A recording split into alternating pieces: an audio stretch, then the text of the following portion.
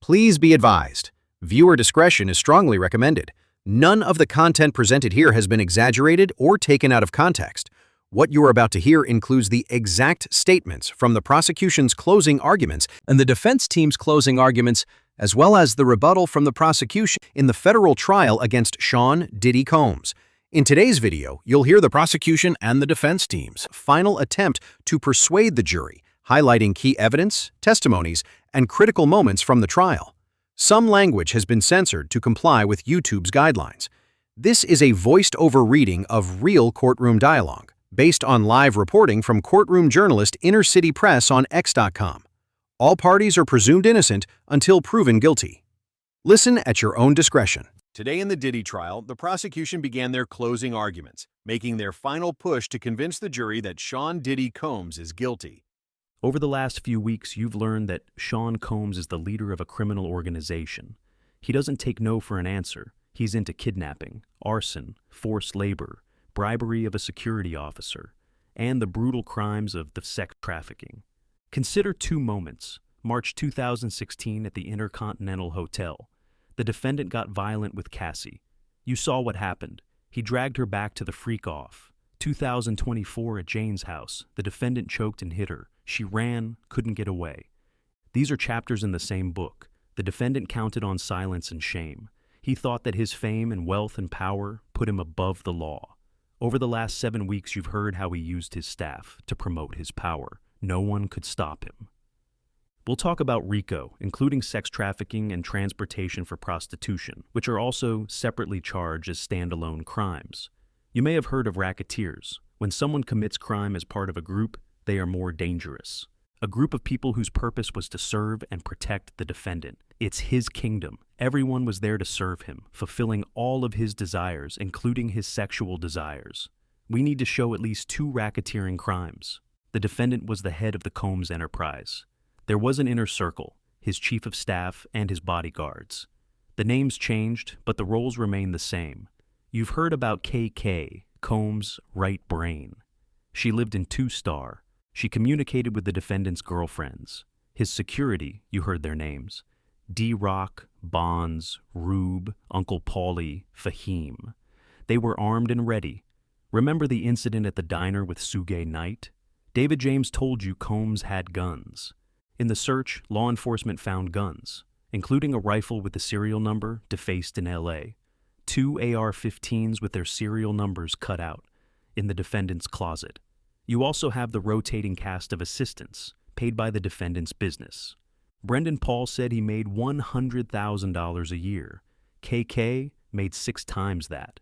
When your boss asks you to buy drugs, you're committing a crime. When you kidnap someone, or locked his girlfriend in a hotel room after your boss stomped on his face, it's a crime. The law does not require us to know that they like committing these crimes. You saw KK chiding the defendant to not be so reckless, but she got him cash, drugs. She was a member of the enterprise. It impacted interstate commerce. Minimal is fine. Combs knowingly became a member. He was the boss. He was the through line. The racketeering acts, distribution of drugs, kidnapping, arson, bribery, facilitating sex trafficking of Cassie and Jane, forced labor, travel for commercial sex, cover up. You only need to find that someone would commit 2 acts in any of these categories. It could be 2 acts of drug distribution, 1 kidnapping, just 2. You have far more than 2. Let's start with drugs, an essential ingredient of freak-offs. The most involved were D-Rock, KK, and Fahim, but others helped keep the drug supply high. We are not talking about marijuana, but what Brendan Paul called hard drugs. There are stipulations of the drugs found in the searches: cocaine, meth, oxy, ketamine, a dissociative drug, GHB, mushrooms, Molly, 2C, a combination dyed pink. It's 1305 and 1306. The quantities are not relevant. It's not an element of this crime. Distribution does not require a sale. You know the names of the drug dealers by now. Guido, One Stop, Baby Girl. Jane told you that on 2 occasions she was told to bring drugs when she flew to meet him. She coordinated with KK. It's corroborated by text messages. KK told Jane to swing by Mapleton to pick up the Guido package. He was called during hotel nights. So, We know what the Guido package was, more equity. The security team knew what it was. Guido texted Fahim, "Puff has a $450 balance with me." Brendan Paul asked for $780 for personal Gucci items, that is, hard drugs. Drugs were distributed. It doesn't matter he wasn't buying kilos or selling them. Personal use is just a distraction.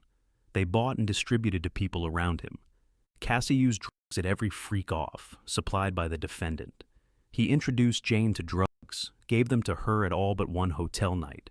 He gave drugs to Carrie Morgan and Bonna Bonolin. He made Brendan Paul try Tusi to see if it was good. D-Rock would text, "One stop, need to see someone for bro," that is, the defendant.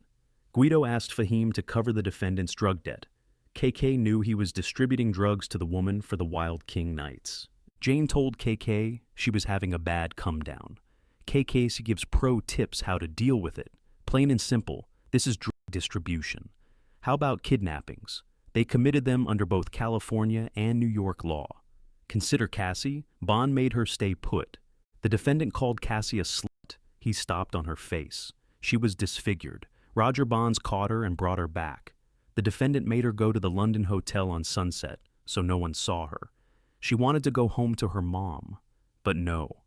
It's clear Cassie did not consent to staying in the London hotel. David James testified the defendant demanded to see his search history if he had posted that the defendant assaulted Cassie in the club. Then there's Capricorn Clark. They made her take a lie detector test for days in an empty office building in Manhattan. This was in 2004. She was holding expensive jewelry that went missing.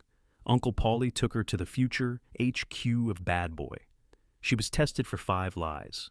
The man administering the test told her if she failed, she'd end up in the East River. In Central Park, the defendant told her if anything happened, he'd have to kill her. David James remembers this. He was tested too, to get the rat out of the team. In December 2011, Rube helped the defendant kidnap Capricorn Clark. It started on December 22, 2011. The defendant banged on Capricorn's door with a gun. He was out for revenge. He barked an order at Capricorn. "Get dressed, we're gonna kill Cootie." They drove to Kid Cootie's house. The defendant had a gun in his lap. This was kidnapping. He moved her a substantial distance. The defendant said he wouldn't let her told until she brought him Cassie, who he kicked when she arrived, into fetal position. Cassie, who was with Kid Cootie that morning, testified with this.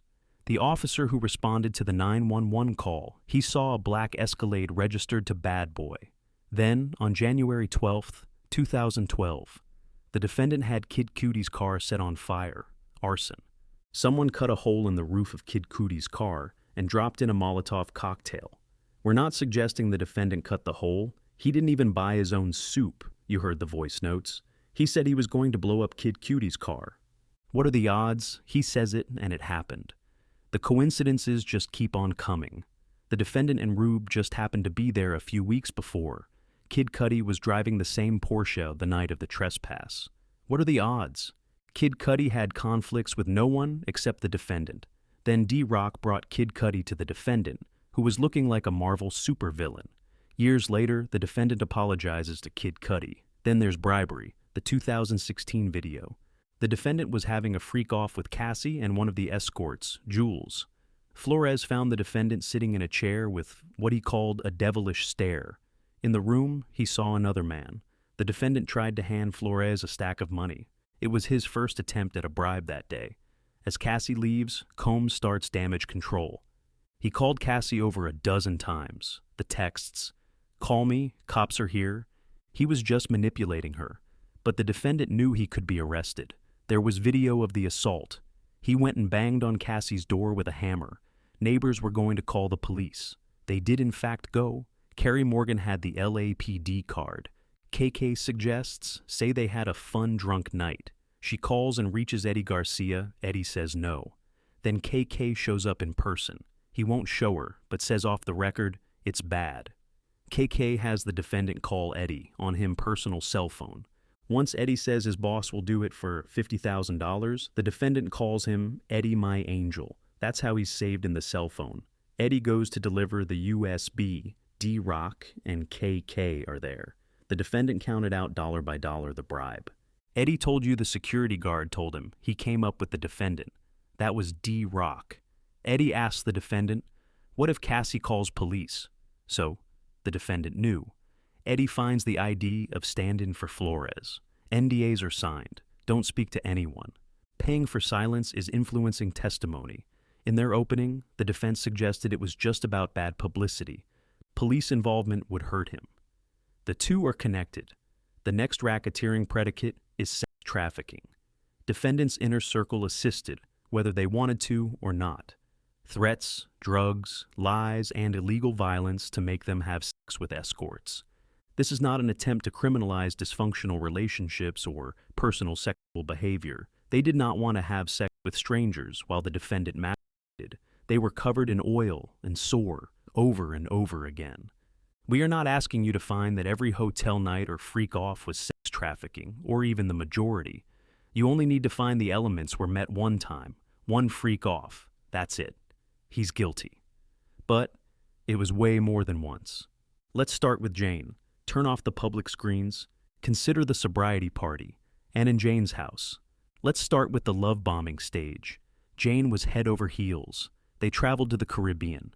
Dr. Hughes talked about this. She never met with any witness, but it was like she knew them. Love bombing is a tactic. He was grooming her. He gave Jane ecstasy. She fell to the ground, convulsing. The defendant liked baby oil and red lights.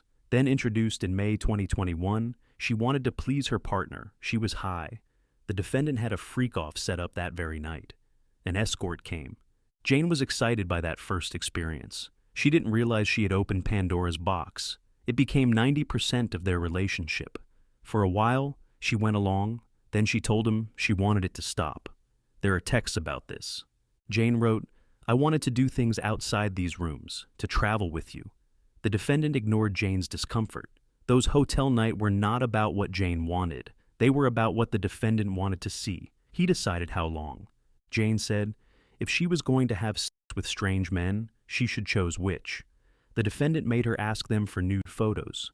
These were not for her. When she asked to use condoms, the defendant was not happy. He was dismissive and condescending. She would try to have it go faster. He'd order her to slow down. It was about what he wanted. He dangled carrots. He gave her gifts and money. He lied to her repeatedly. She asked, "When are we doing a getaway?" He said they'd go on a yacht, but didn't. Here's what Jane wrote in her notes app. "I don't want to have you use me to fulfill your freaky wild desires in hotel rooms." He used his payment of her rent as leverage. The carrot turned into a stick. She wrote, "The threats and innuendo are non-stop." He paid for her veneers because he didn't like her teeth, then said, "Look at the roof over her head and your pretty mouth and teeth." He wanted the all-star party, sex with 3 men. She sent him a photo of her period blood. He sent this voice note, "I'm about to really disappear on you. I don't have no time for this, baby girl. You got me on my job. You got to get on your job." The message couldn't be clearer, not going to take no for an answer. After reading Cassie's lawsuit, Jane writes to the defendant, "I feel like I'm reading my own sexual trauma. 2 of my birthdays you forced me." Jane wrote, "You gaslit me. It was sexual exploitation you framed as love for your sick fetishes." The defendant called her and tried to trick her into saying it was all consented to. He fed her a false narrative. "Listen to this clip." He talked over her. Dr. Hughes told you how a victim is trauma bonded to her abuser. Jane often felt the defendant didn't listen to the truth. She said, Sean would say just to move on. He told her to charge him, that lawyers would be involved, to buy her silence. So she asked for $100,000 a year for her to move on. She thought it was reasonable, far less than Cassie. The defendant went ballistic. She refused to adopt her false narrative. You can read the text message. Jane wrote that the defendant was going to show her sex tapes to the father of her child. Then he reached out and told her to come see him in Miami. She makes it clear he doesn't want a hotel night. He says, "Okay." Despite his promise, he called an escort. Here are more threats about the rent. Jane writes, "I hate worrying about the rent." This is in 2024. It all culminated in June 2024. He assaulted her and forced her to perform oral sex on an escort. This is sex trafficking. It was interstate, and the Astroglide crossed state lines. The defendant knew or recklessly disregarded that force. threats of force, coercion, or fraud were used. Consenting once doesn't mean she consented every time. One time is enough. In 2023, he made Jane feel she'd have a proper NYC weekend, but invited escorts. Jane sent him another message. "It's dark and sleazy, in fear of losing my home." His response, "Girl, stop." Then he FaceTimed her and told her about stopping and dinner. He lied. Look. Public screen is still off for summary chart. He is also texting Paul Arthur as escort. Look at these messages. He is setting up a hotel night. When she is in the air, he tells her he has a surprise for her. She did not want it. That, before the plane even lands, is a completed act of sex trafficking. He tricked her. Then, under coercions, she calls Cabral to come to New York. In the next text, she says, "In NYC, I knew you would pair me up with a random person." In the sobriety party, without drugs, she is so disgusted she vomits. She writes, "I'm not a porn star. I'm not an animal. I need a break." The defendant responds, "Let's spend the day. No strangers." She replies, "You'll love bomb me." He switches from carrot to stick, the house. He texts, "Are you going to let me into our house?" 8 times. Then he said he was sick and needed her. She went and had sex with 3 different men without drugs. After vomit, he said, "Get back out there." 2024 in Jane's house. 3 months after Homeland Security agents searched the defendants' homes. They used Jane's house. He came there. They were supposed to have a fun date night. They drank and argued. She pushed his head into the counter. He shouted at her. She told him to leave. She ran and closed doors. He kicked down 3 doors. You saw the doors. Here's one of them on the screens. Public screens are still off. She ran without shoes. She hid. He was waiting. Jane hit the defendant. He punched her in the face. Here are photos. He dragged her by the hair back into the house. Jane took his phone and called the other woman. She shouted. The defendant called Jonathan Perez. He followed her into the shower and hit her, knocked her down. He called Anton the escort and told her to have sex with him. She put on makeup to hide her injuries. She drove to pick up Anton at the gate. Then the defendant said, "Take this fucking pill." He put his face inches from her and asked, "Is this coercion?" He was brazenly acknowledging he was breaking the very same law he violated before. Jane didn't want to have sex with the escort that night. She said no, but he wouldn't take no as an answer. Jane performed oral sex until Anton ejaculated. The defendant told this security to bring cash to Anton. They didn't have it. The next day he gave Jane the money to pay Anton. She Ubered the bag of money over to him. This was coercion. At this point, they take a break, and then they continue. Let's go back. The 3 nights were part of a buildup, from fraud to coercion to finally force. The house was just an example of defendant's financial coercion of Jane. Also drugs. They came a necessary part of sex. Jane told you about Miami in 2024. He gave her liquid Molly. They showed you video. They'll argue that she was super into it. But she was super high. His coercion included threats to release tapes of her having sex in the hotel rooms. Combs threatened to send sex tapes to Jane's child's father. This was to coerce her into more commercial sex acts. The defense has suggested that Jane agreed to these hotel nights. Let's talk about what agreeing means. Theirs is an incomplete picture. Let's turn to Volume 2. We're going to talk about Cassie, with several examples. You know from sitting through this trial that force was not limited to these days. Through the decade they were together, he forced her to have sex with escorts. Cassie was 19. He was in his late 30s. He signed her to a 10-record deal. He took her on a yacht and gave her ecstasy. They had sex. They were in a relationship. She had just turned 21. The defendant was her boss, who called all the shots. He molded her. He told Capricorn, "Let me show you," then ordered Cassie around. She did it, walk and turn around. Total compliance. He didn't take no for an answer. He was abusive, physical, emotional, psychological, sexual. They want you to call this domestic violence. But he was forcing her to have freak-offs. He controlled everything. He demanded that her nails be done a certain way, on red carpets. The Vanity Fair party in 2014, Deontay Nash told you. He shouted. Combs shouted, "I thought I told y'all she had to have her hair up." He wouldn't let her make money from her music. She was offered the chance to do a common video. Puff said, no. He paid for her car, clothing, phones, and vacation. He made her dependent. He did it to her family, too. After he found out she was with Kid Cudi, he demanded $20,000 from her parent to pay him back, or he'd release sex tapes. That month, in just this account, he had $3.2 million coming in and out. This was about control. Remember what Dr. Hughes said. When a victim is on unsure footing, the abuser has control. He punched her, kicked her, dragged her. When it was bad, he hid her in hotels to heal and not be seen. You saw photos and video. D-Rock, Rube, Paulie, they knew. He attached her for attending a Prince party until Prince's security intervened. Mia and Myra Morales described abuse to you. Cassie told you, when she got to the house, he threatened to release the sex tapes. He assaulted her in Jamaica. He beat her up in Las Vegas while she was curled up under the toilet. She said, D-Rock cried. There was his assault at the Intercontinental Hotel, caught on tape. For Cassie, it was her normal. She was there when he attached Mia, Devontae Nash, and Bana. Bana may have gotten the date wrong, but she had injured. One time he has Cassie told guns for him, the diner and Suge Knight incident. Cassie was in the house. She saw. Why didn't she leave? Ms. Hughes explained that hitting leads to fear. Even when Cassie was in South Africa, she could not get away. KK kept calling. D-Rock was loyal only to the defendant. He played both sides. He talked to Cassie, then reported it back to the defendant. She about to ice up. I told her to chill out. They met for dinner in Malibu. Then he raped her on the living room floor. She said no. She cried. But he didn't take no for an answer. He raped her. He wrote, I could tell I didn't turn you on yesterday. That is, he raped her. Because of the trauma bond, after the rape, she met him at a friend's party, then had sex. Consensual sex. This was a trauma bond. He had an M.O., an hours-long performance. He masturbated and sometimes filmed.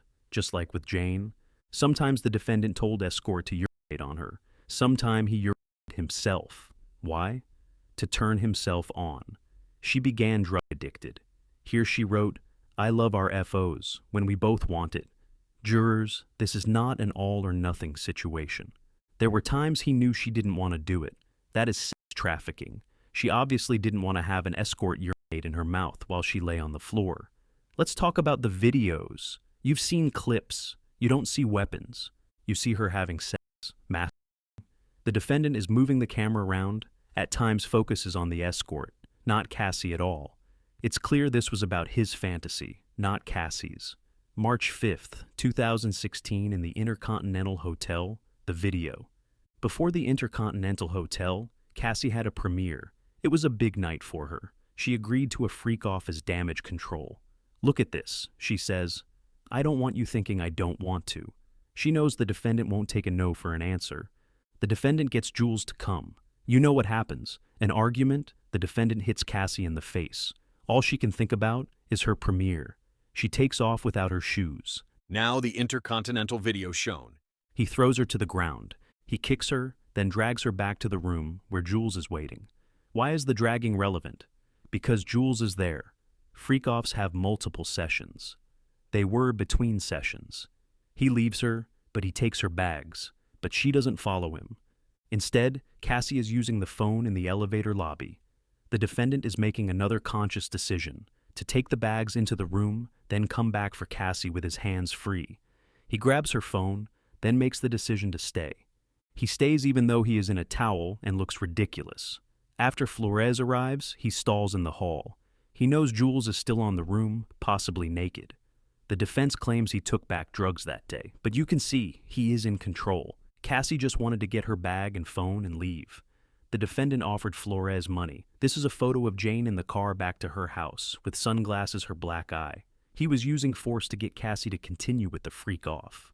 The defense may tell you the violence was not connected to the sex, but it was an attempt to get Cassie to continue with the freak-off. Later she wrote to him, I'm not a rag doll, I'm someone's child. There were freak-offs in New York with Daniel Phillip. Daniel Phillip was not paid for his time. This is a ridiculous argument. In one freak-off, between session, the defendant told Cassie to come in the bedroom. She kept using the computer. The defendant threw a bottle, dragged her, then slapped her.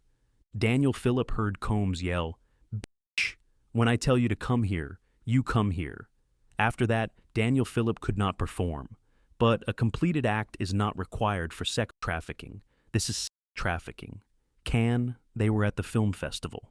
The defendant accused Cassie of stealing his drugs. He threw her off the boat they were staying on. Mia heard an audio of this, recognized the voices. They flew back to NY. She traded seats to get away, but he followed and showed her freak-off videos. He threatened to release the sex tapes. When they got to New York, they had a freak-off. This is another example of clear-cut coercion. He threw her off a boat without her passport. He wanted Cassie to be afraid to say no to him. Cassie said, "I didn't know what no would mean, what no would turn into." He could be violent. The defense said Cassie made a choice every day to stay with him. Step back.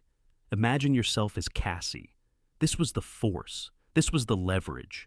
There were the drugs, dissociative and numbing. She needed that buffer. Yes, some of the messages are explicit. That doesn't mean she wanted to have sex with escort at freak-offs. In 2009, he wrote, "You're supposed to be seducing me all day."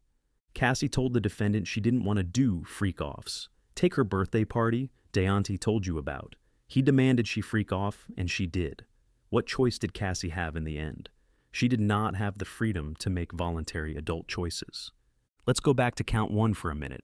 While it was the defendant in the freak-offs, but he had help from KK, D-Rock, Fahim. They knew it was wrong. How did they facilitate? KK got strange men access to rooms the defendant and Cassie shared. KK got Clayton Howard, Dave, access to the room. Jonathan Perez found the video of Cassie having sex with an escort. He showed it to KK. She knew. Fahim saw it too. Fahim got drugs to the defendant even during the freak-offs, between sessions. On February 18, 2024, after Jane told KK, KK still sent stuff for Wild King nights. D-Rock iced Cassie's black eyes. It would be absurd to think D-Rock didn't know what they were doing. Of course he knew. I expect the defense will say they didn't know. David James saw a stranger. Deonte Nash saw one. Jonathan Perez saw video of Jane having sex with another man while the defendant watched. Interstate travel for prostitution. The defendant paid escorts. He caused the travel. He sometimes booked it. The transportation counts do not require force, fraud, or coercion. Even if all consented, we know that's not true. It's still a crime. It's just knowing transportation with the intent the individual engage in prostitution. For count 3, freak-offs involving Cassie, the escort's travel was often booked by travel agents. She remembered Dave, Clayton Howard. He would travel from New York to Miami or LA. Another escort traveled to Ibiza, GX1402. This was Jules Theodore at the London Hotel in New York City. The defendant asked for Jules's name for the ticket.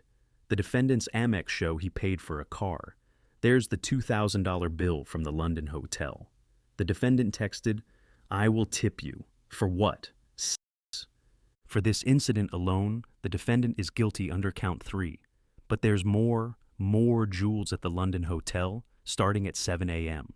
Consider this. Paul going to Turks. The defendant says, "How should I pay?" He paid for Paul's travel to Turks for sex.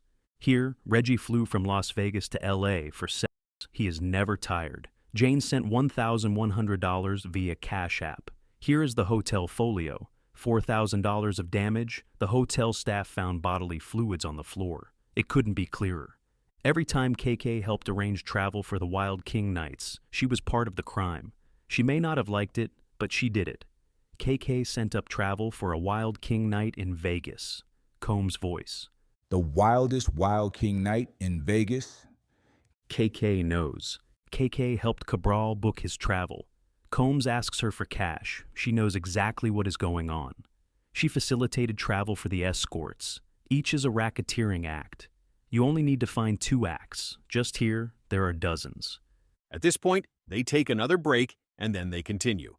I expect the judge will instruct you on forced labor. You heard of forced labor of 4 women, Cassie and Jane, and Mia and Capricorn. Cassie and Jane, it was grueling sexual services. Cassie called them grueling, up to 4 days, maybe even more. Jane said the same thing. Cassie and Jane were on call to perform freak-offs for the defendant whenever he wanted, wherever he wanted. He used force or threats of force. He would say, "Let's finish on a high note. Let's push through. You're not tired, are you?" It took weeks to recover for these freak-offs. That's forced labor. KK kept setting up hotel rooms and flights. Let's turn to Mia. She worked for Combs, finally at Revolt. She went 5 days without sleep. Combs sexually assaulted her. He put his hand up her dress. He came into her bedroom and penetrated her. He came into the closet and forced her to perform oral sex on him. There was a time in the bathroom of the private jet she can't fully remember. Repeated traumatic events. She was clear as a bell even under cross-examination. She performed labor and services, including sexual services. He threw her against a wall and slammed a door on her arm. She saw violence at Prince's party, and on Turks, when they were in South Africa. KK told Mia, if you don't call him in 10 minutes, you don't have a job. He has all the power and control. She knew she couldn't say no, even to little things. Mia knew that her job was to protect the defendant. HR was for Combs. She couldn't go to the police due to Combs' power. The threats left her with no options. I expect you're going to hear that she could have left, that she told Combs she loved him. Mia pulled no punches. There were high highs and low lows. Capricorn Clark had an issue with overtime. She took the issue to the head of HR, Vashta Wilson. But HR was the defendant's puppet. The defendant and Uncle Paulie threatened her in Central Park, and the lie detector, and taken to Kid Cudi. Capricorn had a son to provide for. Combs threatened to blacklist her. Now, witness tampering and obstruction after Cassie filed her lawsuit. This weaves the whole story together. Jane wrote, "You gaslit me." She posed a problem for the defendant. So Combs called Jane. The calls were recorded on KK's phone. You can listen to them. On November 19th, 2023, Cassie's lawsuit was already settled, but he is afraid of a criminal investigation. He calls and asks, "What can I do to make you feel better?" He says, "I can't be speaking on the phone." He is worried the U.S. will get 3 years of his text messages with Jane. While he's recording the call, he tries to convince her she was willing. He says, "We just did some kinky shit I thought we both enjoyed." Do you hear, on the recorded call, the sound of notes being taken with a Sharpie to plan how to get what they want Jane to say? You've seen that in this trial, the lawyers passing notes to each other. Do you hear, on the recorded call, the sound of notes being taken with a Sharpie to plan how to get what they want Jane to say? You've seen that in this trial, the lawyers passing notes to each other. Then Combs had DeRock reach out to Mia, asking her to say something. Mia told you her reaction to this call. She had seen the defendant bash in Cassie's head. DeRock had seen it too. He was asking her to agree with a lie. As the federal investigation grew, they kept reaching out to Mia. DeRock calls her 5 times in a row. The chart Ms. Sankar presented to you bring this together. For those wondering, here's how Combs' family looks in the courtroom. Art courtesy to Inner City Press from Elizabeth Williams. The defendant's conduct toward Mia is also obstruction and witness tampering. Also obstruction. The video of the intercontinental assault. It's bribery, but also obstruction. Finally, venue. We only have a show and act in this district. Doesn't have to be criminal. SDNY includes Manhattan and the Bronx. Count 2, freak-offs in Manhattan. Court 3, freak-offs, Jules to the London Hotel in Manhattan. Court 4, Jane in Manhattan. You spent 7 weeks listening. A lot of the evidence was hard to hear or see. You heard from Kid Cudi, whose house was broken into and whose car was burned. You heard from Regina Ventura, Deontay Nash, how he ran the enterprise with total control. It's time to hold him accountable. It's time to find him guilty.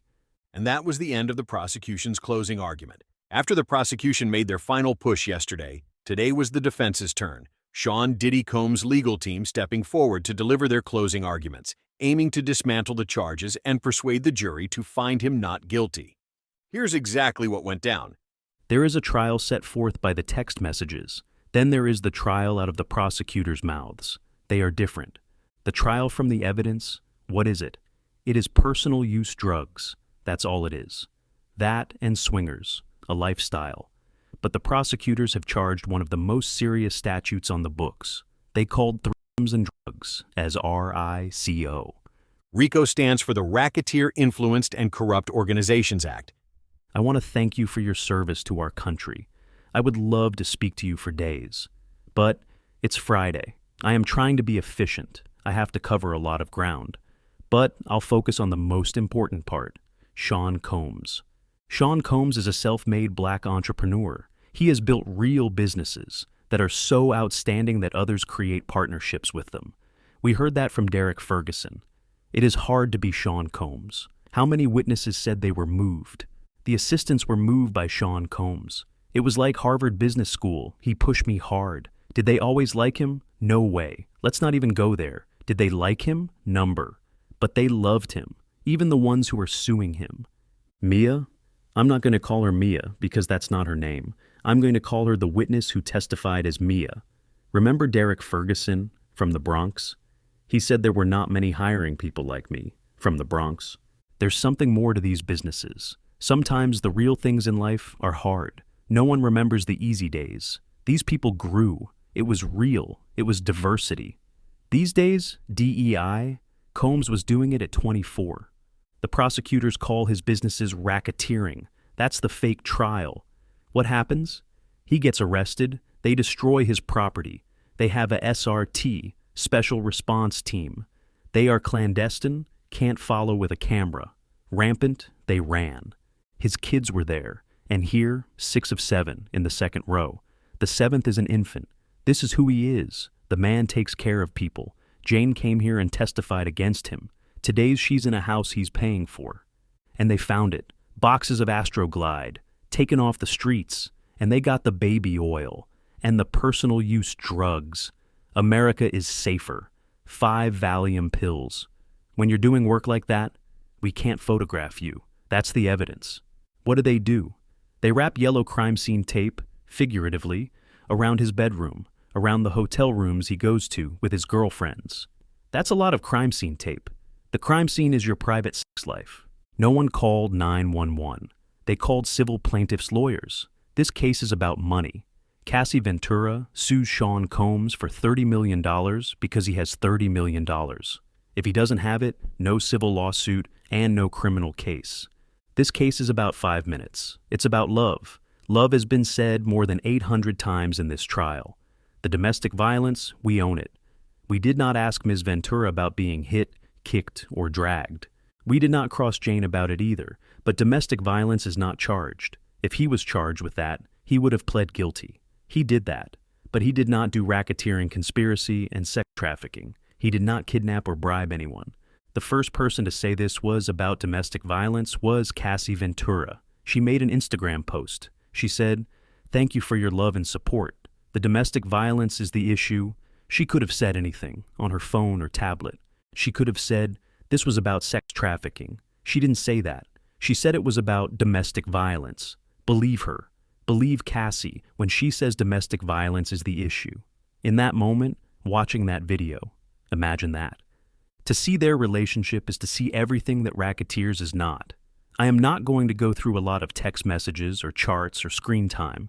It's a terrible thing. Screen time, I'm told. I'm going to tell you the story of this case. They fell in love. Cassie had a boyfriend of 3 years, 10 years older than her, but she meets Combs and they are off the races.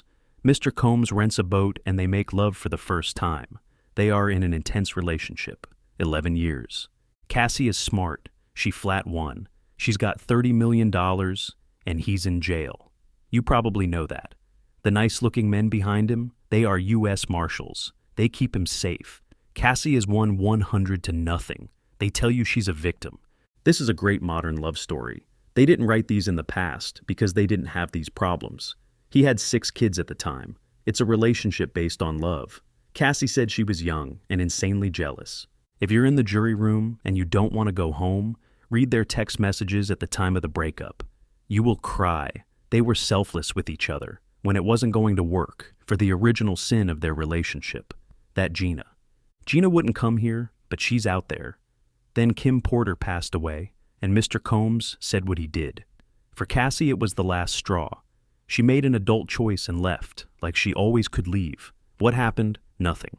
Pick a message from 2018 and read it. These two people loved each other. If racketeering conspiracy had an opposite, it would be their relationship. They were their best selves when it came to sex. There were times that Sean Combs was proud. On sex, they found each other. It's a beautiful thing. You won't find a single text where she says, "I didn't like that sex." It was an 11-year relationship. The issues were jealousy and other women. but they match up when it comes to sex. Swingers. She's a woman who loves sex, and it's beautiful. She is unafraid. Let's talk about Kid Cudi. He came in here. I'm not meaning to be judgy. Cudi comes here and says, Cassie played me. She did. She played them both. Not everyone can do that. She goes for it. She liked to Sean Combs as she had a relationship with another singer, songwriter under his nose. She's not afraid of him. Was she gonna tell either? Number Cassie is keeping it gangster. She's like, I'm gonna lie to both. Cassie gets a burner phone. Finally. That's what you expect in a racketeering case. She's the one who got the burner phone. The morning of December 22nd, 2021, the whole thing with Cudi and all that. She had 2 hotel rooms. Whoa, a room for the burner. She was not going to tell nobody nothing. Let's talk racketeering. The judge is going to give a legal charge later today, assuming the first one is the 2004 kidnapping of Capricorn Clark. Let's talk about her, she said. I wanted my life back. Capricorn Clark's parents passed away when she was young. I don't mean any disrespect. She told you. I'm happy she did. Others didn't tell you about their parents. She moves to the Bronx and meets Sean Combs. She goes, super platonic. What? I think she means she didn't want it to be platonic. She's out there, you could see it. She says, you know, I had the biggest crush on you. I think we misused our dope chemistry. If she's kidnapped, why does she want to go back and work for him? She's getting her nails down with Mike B. He'd going to be mad at me. She says she called 1440 and said lock everyone in. She got the lie detector, and Mike B did too. How was she kidnapped if she went home every day? Is the government alleging 5 separate kidnappings? Paulie drove her home. Door-to-door kidnapping. The SDNY is charging this as kidnapping. It's not a kidnapping. You guys come here day after day, long days, and you come back the next. Have you been kidnapped? Number? At the time, Sean Combs is in Raisin in the Sun. He is running vote or die. He couldn't care less about this. The lie detector was former FBI. You guys have the right to say, that sounds like a stretch. Why charge it as a kidnapping? Come to whatever answer you think is the right answer. Capricorn leaves for a year. She makes more money. She comes back. Next, Sean and Cassie are having a freak-off. It's December 22nd, 2011. Cassie has 2 hotel rooms. Combs look at her non-burner phones, sees message with CC about Cudi, maybe called Scott in the text. Something about hiking. Why would he have a gun? He goes to get Capricorn. Why? She would do anything with him. Go to the moon. He didn't need a gun. He didn't have a gun. Cudi said Cassie told Cudi that Cassie already told Combs. Are you following me? Sean Combs has nothing to gain by having a gun and everything to lose. He is already Sean Combs. Capricorn would have stayed employed if he pulled a gun on her. No way. Didn't happen. No gun. Cudi didn't say that. Capricorn said Combs had a gun because there was no gun. Working backward, Cudi didn't tell the police about a gun. It was written up as a trespass, that's all. There's no gun. Capricorn's story falls apart. There was the car chase. Or was there? Cudi pulled up next to the Escalade, the witness said. There was no car chase. The judge is going to say you can disregard any witness if you find something not credible, if you see fit. It's all you need. Seems like everything is possible with Capricorn Clark. I asked her, she said, I came up here with Puff. I want to run away. I'm afraid of mountain lions. Mountain lions? I'm not saying they are not scary, but if you were kidnapped with a gun. Number? She doesn't want to say, I went there by my own volition. I'm not saying Sean Combs didn't go there. He wanted to fight him. Fine. Mother, Combs is not a coward. He's ready to fight. At the risk of being sexist, they are men. They fight. We're going to have a good old-fashioned 8 a.m, Hollywood Hills John Wayne fight. The Porsche? Not his style. There is no evidence. Who else would do it? Not evidence. Burning a car is cowardice. Be a man and fight him. What's in the car? Molotov cocktail? Why not show you the glove? I am suggesting something? Yes. That the investigation stunk. It's terrible. 2 fingerprints. What happened? Well, I don't know. You are going to determine his fate on arson. On this? The DNA was consistent with a female contributor. That witness was not helpful. If it had come back consistent with Combs, they would have bragged about it. Investigator Jimenez never followed up. He tried to find Cassie. Jimenez said Capricorn's brother obstructed him. They fought. I'm not saying Capricorn did it or Cassie did it. We're not here to solve the world's problems. Cassie's father didn't call him back. The witness was mad. Draw your own conclusions. Here's an email. Why is she calling him Sean Puffy Combs?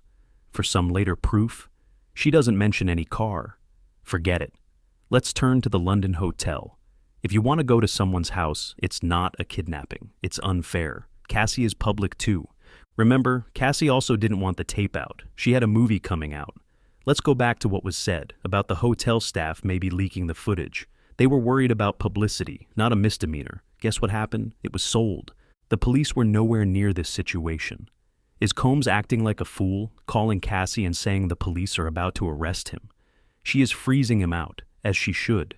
He's just trying to get her attention. He leaves, goes to her apartment. He's banging on her door, maybe with a hammer. Carrie Morgan said, "That's why the police came. A neighbor called. The Intercontinental has no police period, so he cannot be guilty of bribery under California law, as the judge will tell you." And when Mia, the witness who testified as Mia, said she was out of Skrillo money, they should have told you that. Sean was concerned about Cassie suing him. He was not aware of any federal investigation, if there was one. So it's not obstruction. He's trying to stave off a lawsuit. And when it comes to Jane, he still might. At this point, they take a short break, and then the prosecution says, I did not want to object, but he asked the jury to ask why the prosecutors charged as they did. We need a curative instruction after the break. He told the jury that the Intercontinental was a misdemeanor, curative instruction. He told the jury Mr. Combs is charged with arson. That is not the case. It is a RICO predicate. And the defense responded with, I was going to get to RICO. On the rest, it's fair comment. and the judge asks, You said, why charge a kidnapping? You can ask that. I think I'm allowed to be sarcastic. That's what I was doing there. And the Intercontinental video? It's a state matter, not federal. It's fair comment. Can the government propose? Yes, after the break. Do you have proposed language? Yes, Ms. Steiner has emailed the defense our proposed curative instructions. Mr. Agnifilo, those three were grossly improper. Just to be blunt about it, the jury is not to speculate about the charge. I will tell them it would be improper for you to consider that. You are to disregard those comments. We did not object yesterday since you called out Mr. Agnifilo. I didn't call out anything. There was an objection. Mrs. Slavic told the jury there might have been guns at freak-offs. There's no evidence of that. It was outrageous. No one is doing anything improper. You made no record yesterday. Here, I'm not giving the multiple instructions, just one. We ask you do that at the end, not now. It will suggest Mr. Agnifilo did something improper. It is needed now. Let's get our jury.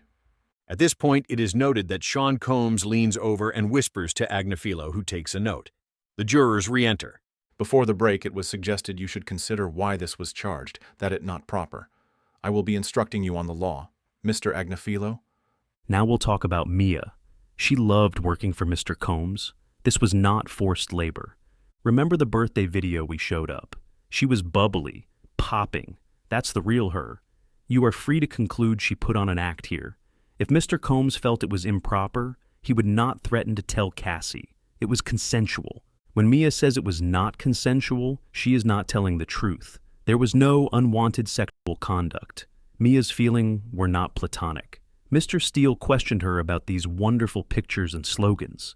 Effusive, not just a job.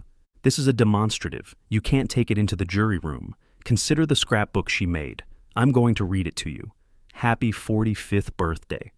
Puff, this is from 1991 to 1999. I hope it stirs up nostalgic feelings. How great you've become. She loved you. You can't fake that. That's real. Don't leave sight of that. It's not just business. He gives people a home. Look at this picture. Think of a word that comes to mind. Joy. There's KK, D-Rock, Fahim. He created a remarkably special place. He moved people in their hearts and souls. When Mia is told she'd being fired, that she is going to leave the special place. Mia, my life is over. KK.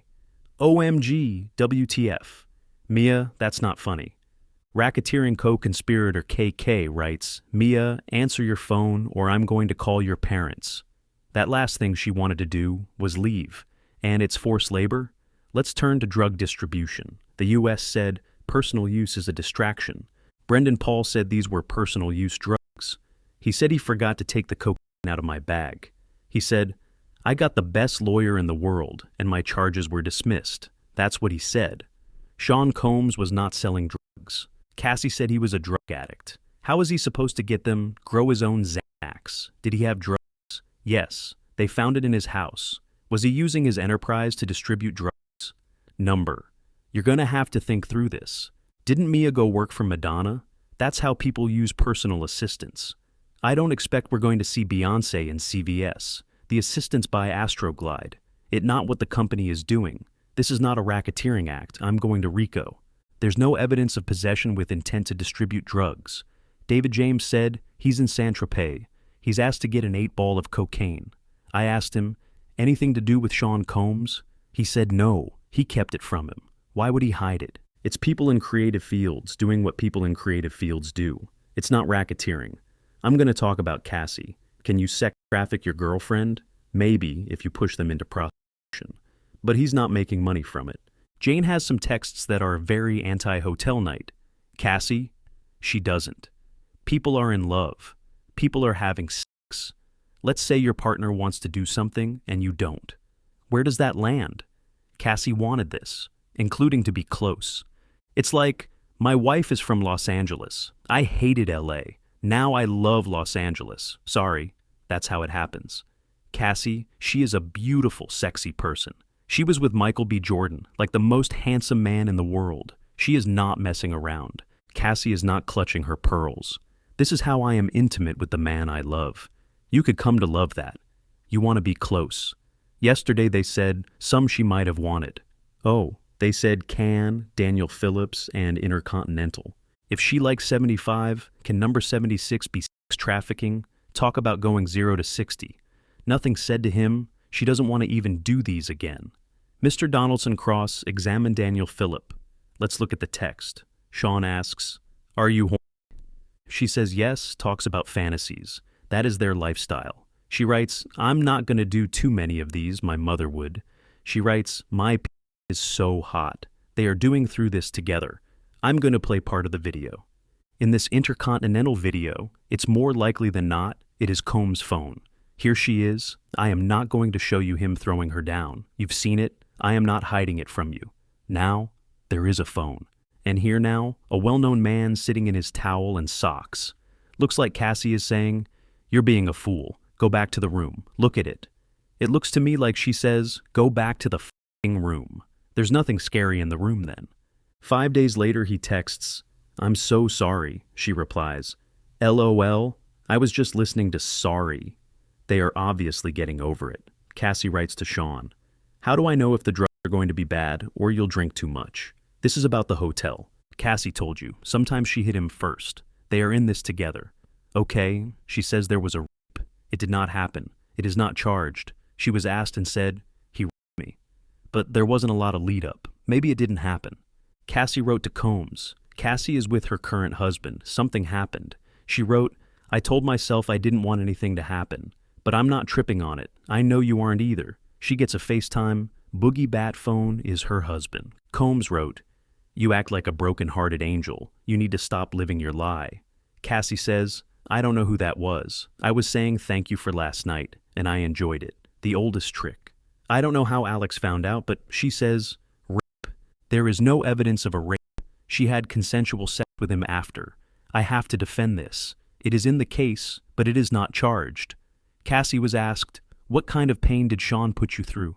She spoke about his own personal pain, his shame. It's beautiful. She said, he felt pain, and most painful to me was carrying around his shame. Jane says almost the same thing. I felt my partner was trusting me in a very vulnerable moment. I wanted to go along, if I can be my partner's escape. Jane says, I am getting vulnerable with you in the hotel rooms. I don't want to see young Miami on a bigger yacht with you. That's not trafficking. If you get deep into this deep self, this is not sex trafficking. It's people in love being real. Your Honor, when we're... I was going to go to one. If now. At this point, they take a break and then they continue. Welcome back. You may proceed. There was a suggestion Cassie didn't get the same amount of promotion as others are. Bad boy. I think Capricorn Clark is an imperfect witness, but she did say that Cassie got the lion's share. Either side played the videos for the witnesses, but Cassie's videos were on her devices. She said the devices were damaged, but the expert was able to open it. I don't know what role these videos played in her life, but she didn't delete them. In the videos, the hotel rooms are beautiful. The music is great, Usher and whatnot. You were never meant to see these videos. Let's be honest, Sean Combs was never going to release these videos. He might have said it, but no way. No way. Cassie is eating watermelon. They are listening to music. These are beautiful nights. The two escorts, the Punisher, I call him, he got it from basketball on West 4th Street. Though Cassie was really into them. They were naive. I don't think this is the only man making homemade porn in America. I think it is a pretty popular thing these days. Jane, she wants to post things, on Instagram I guess. That's what she's into. I think she loved Sean Combs. You guys know who the father of her child is. You know who she was with in Vegas. She is comfortable with this. The government is not saying every hotel night is sex trafficking. They isolated September 2023. Jealousy over a yacht. Sometimes Jane didn't like the guy. She said one smelled. Then the guy is sent back. 3187, the escort gets sent packing. He's a bum, but they still paid. No sex, got paid. Paying for time. Yesterday they just dismissed it. But that's what happened. Jane wanted it to happen. She called her guy Cabral. She liked Cabral. She wrote muy caliente. Then there's the sobriety party. Jane is angry over Gina. And then she says she regretted it, resented it. But she agreed to do it. Unfortunately. She said that. She agreed to it, unfortunately. She agreed. That's it. We can be done with it. The house. Jane had the worst lawyer in the world. Her low child support from the father, in my opinion. Mr. Combs did the right things. Paying. It's damned if you do, damned if you don't. He's paying for the house for a child that's not his responsibility. They watched porn. Jane got him a mobile TV to watch it, so he'd make less porn, she said. I'm not sure that's how it works. The photos, Combs has a big pour of wine. Strawberries in there, but it's big, not like a fancy restaurant. Half an hour later, something inexplicable happens. She slams his head into the counter and calls him a pedophile. The woman Ali is of age. Jane says Combs kicked her doors in, but he didn't hit her. I'm not saying he should, but he didn't. Here's what we do know. A text from Jonathan Perez says they are fighting. 10:14, he says, just normal being jealous. PD says, don't come, all good. Now, Jane changes into another dress. I don't know. No sweats? She says she hides behind a wall for 2 hours. I submit it's just not possible. She's just wrong or lying. I don't know. She comes back. Combs is in the street. No violence. Okay, it looks like she was hit twice. Doesn't look like he hauled off, nor that he dragged her. You know what this is. She is documenting her injuries. Let's talk about Anton. She sees him in Vegas with, you know how, a rapper of some prominence. She is watching Anton have sex. She's asked, what did you do? She says, I showed my breasts. Why? It sounds like spring break. Then the rapper goes up to her with a question about the swingers lifestyle, and she gives them Cabral's phone number. The story doesn't make sense. Let's say something else happened in Vegas, and then it's the same Anton who comes to her house. Coincidence? The one who shows up at her house is Anton. What she says makes no sense. Anton is a porn star. He has sex. Jane knows they're an investigation. Did she instigate this? Her story makes no sense. Why was she so persistently violent? She says, I didn't want to do it, but she let Anton in. I submit. They were trying to get past it. Oral sex only. At the end of the day, her story has so many holes in it. You could say, she prompted it. She maybe wants something in her pocket. I'm going to have something. Maybe I'll never use it. Why the unprovoked extreme violence? She doesn't explain it. You guys are here because you have lived full lives. You were chosen. And they chose only 2 of the escorts, the Punisher and Daniel Phillip. They could have given others immunity. Neither of the 2 admit being a prostitute. They're witnesses. If you get paid when you didn't have sex, you are getting paid for your time. In Sean Combs' mind, this is legal. It would be different if a witness said, I went and had sex, and there was a negotiation for it with Sean Combs. I assume in every porn movie, the actors get paid to have sex. And yet, it's legal. so he thinks it is legal. Okay, let's talk racketeering. Here's page 14 of the charge. The enterprise. The group must have an organization. You'll hear this. Only Sean Combs is charged here. No one testified. I was a part of a racketeering enterprise. This is the greatest divide between the evidence in this trial and what the prosecutors are saying. There is a gaping lack of evidence. They didn't charge racketeering, they charged racketeering conspiracy. They need a co-conspirator, and they just don't have one. They claim KK. The evidence at this trial shows KK is a helpful person. Kerry Morgan called KK and D Rock. They are not co-conspirators. If John Gotti were kicking in your door, would you call Sammy the Bull Gravano? No, he is a co-conspirator. There is only one trial. KK is not a co-conspirator. KK is a very nice person. There is no evidence that anyone is a co-conspirator. The firearms are not charged. Homeland Security cannot say where the guns were. The Shug Knight story, it's not charged. Dawn, Richard, remember her? Ms. Westmoreland did the cross, not charged. Yesterday the government said, in the videos you don't see guns, but he probably shouldn't keep videos with guns in them. Is that fair? That's a little sinister. Why are they doing that? And it was Cassie who asked to be urinated on. At some point you can ask, can I trust the prosecutors? It takes a lot of courage to acquit. I think that the evidence shows, and you can conclude, that the government targeted Sean Combs. I wouldn't say that if Cassie went to Homeland Security. America is great because between each citizen and the government, there is a jury. This is your house. I am asking you to summon that courage to do the right thing and acquit Sean Combs on all counts. He is not a racketeer. He is innocent. Let him go home to his family. Thank you. It's time for the prosecution's final word. The rebuttal begins now. He brought up conduct that hasn't been charged and said Mr. Combs was being targeted. We request curative instructions. Then the judge turns to Combs' lawyer and tells him, you should have phrased it differently, but you went on to focus on lack of a conspiracy, and asks him, what about the targeting charge? How is that not improper? No one went to law enforcement and complained. It's fair comment. He said what he said. Targeted. It's improper. A curative instruction is required. They made the argument pre-trial, and they lost. This was inappropriate. Before the jury returned, the judge said he would add a reminder to the jury instructions that they must focus only on whether the government proved each charge beyond a reasonable doubt. Despite the defense asking to delay it until Monday, the judge decided to deliver the instruction immediately. When the jury returned, he told them directly that any claims about Mr. Combs being targeted were not for them to consider. Then, the prosecution resumed. The defendant did not take no for an answer. Certainly not from his girlfriends. He beat them. They suggest he didn't pay for sex, that there was no enterprise, and that the witnesses lied. But he flew a sex worker across the country to have sex with Cassie and Jane while he married. It was not for their conversation. It was for sex. Remember Daniel Phillip? He said he got paid for sex. When he had performance issue, he stopped getting paid. The Punisher? $500 when no sex. Thousands when sex. I suspect you'll hear that uncalled witnesses were equally available to both sides. Maybe some of these men would have worked for free, having sex in front of the masked celebrity. But they got paid. The defendant is guilty of counts 3 and 5. An enterprise can have unlawful and lawful purposes. KK? Uncalled witnesses are equally available to both sides. Did they agree to at least 2? Yes. Quick hits. The kidnapping is corroborated by Kid Cudi. He said, she was forced to go along with them. Mr. Agnifilo said Mr. Combs is a fists guy.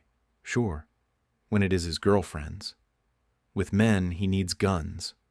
The London hotel? He made Cassie go after he stomped on her face. She wasn't allowed to go home to her mom. That is a kidnapping.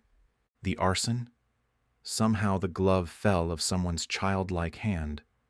He said he would do it, and he did. Cassie said it. Eddie Garcia, he believed he could not go to the police under the agreement. And Combs said, watch out how you spend it.